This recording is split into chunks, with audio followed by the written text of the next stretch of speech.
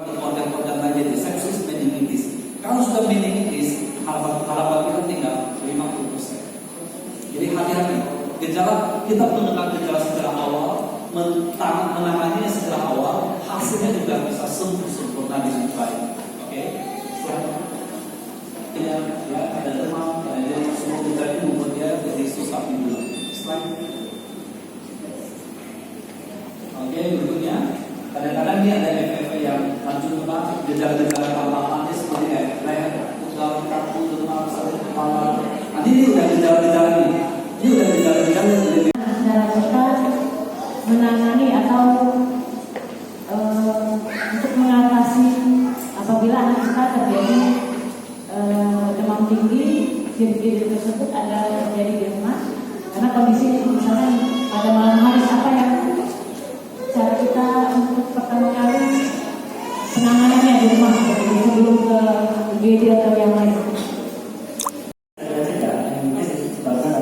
Pneumococcal dan Haemophilus influenzae. Itu sudah masuk vaksin. Kalau HIV sudah dapat vaksin wajib, tidak sudah ada. Kalau Pneumococcal karena mahal harus wajib. Kalau yang lain tidak wajib. Tetap kalau dimasukin wajib, pemerintah harus subsidi. Nah, langsung S10 ya, kalau baru 20 juta.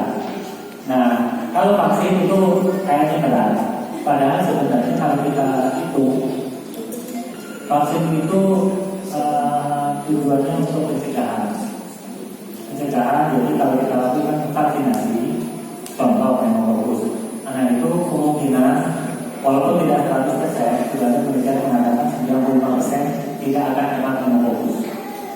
Jadi belum ada yang banyak dari 100%. Jadi 95% kalau dia lengkap 3 kali atau 4 kali, itu mendekati 95% kekebalannya terhadap pneumococcal. Itu satu, harganya 800-an.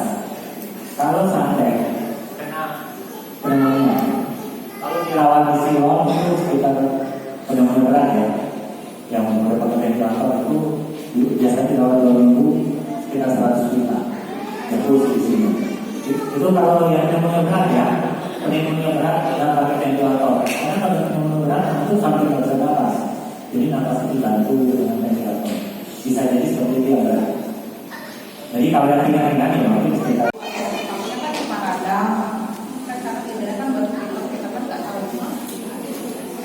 Ya, jadi cepat, bisa 2-7 hari. Memang fase awalnya hanya seperti kelihatan seperti infeksi biasa, batuk pilek biasa. Tetapi kalau dia sudah menginfeksi di parunya, itu sudah jadi pneumonia. Tapi bagaimana kita bilang pneumonia apa bukan? Salah satu tanda yang paling gampang kita lihat adalah 3 tadi yang saya sebut, ada demam tinggi, batuk pilek, disertai sesak nafas. Nah, 3 ini yang penting, 3 tanda ini yang penting. Tapi tidak serta-merta bahwa ketika penyakit langsung pneumonia saja. Kita bisa buktikan lagi dengan concern untuk mendukung diagnosis.